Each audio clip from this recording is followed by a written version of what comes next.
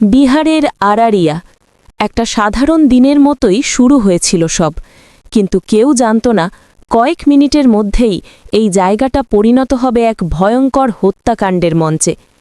ঘটনাটা ঘটেছে বিহারের আরারিয়া জেলার ফরবিসগঞ্জ এলাকায়। একজন পিকআপ ভ্যান চালক নাম নবী হোসেন আর একজন সাধারণ রাস্তার দোকানদার নাম রবি চৌহান, দুজনের মধ্যে শুরু হয় একটা তর্ক, একেবারে ছোটখাটো বিষয় নিয়ে, সম্ভবত পার্কিং বা ব্যক্তিগত বিবাদ।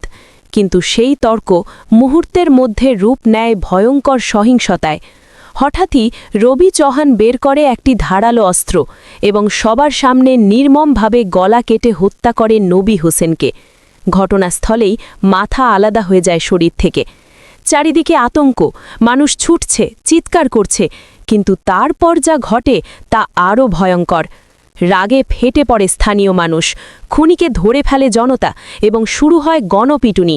পুলিশ আসার আগেই গুরুতর আহত অবস্থায় হাসপাতালে নিয়ে যাওয়া হয় তাকে, কিন্তু শেষ পর্যন্ত বাঁচানো যায়নি রবি চৌহানকেও।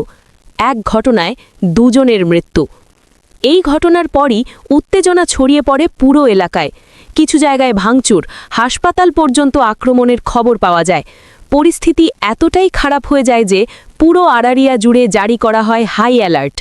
অতিরিক্ত পুলিশ মোতায়েন করা হয়, চলতে থাকে টহল, আর প্রশাসন বারবার আবেদন করে গুজবে কান দেবেন না, শান্ত থাকুন। পুলিশের মতে ঘটনার তদন্ত চলছে একাধিক দিক থেকে। এটা কি শুধুই তর্কের জেলে খুন, নাকি এর পেছনে ছিল আরও বড় কোনো কারণ? এই ঘটনা আবারও প্রশ্ন তুলছে, আমাদের সমাজ কতটা নিরাপদ? একটা ছোট ঝগড়া কিভাবে এমন ভয়ঙ্কর পরিণতি নিতে পারে? এক মুহূর্তের রাগ দুটি প্রাণ কেড়ে নিল। এই ধরনের ক্রাইম ডকুমেন্টারি দেখতে চ্যানেল শর্টস আপ সাবস্ক্রাইব করতে ভুলো না।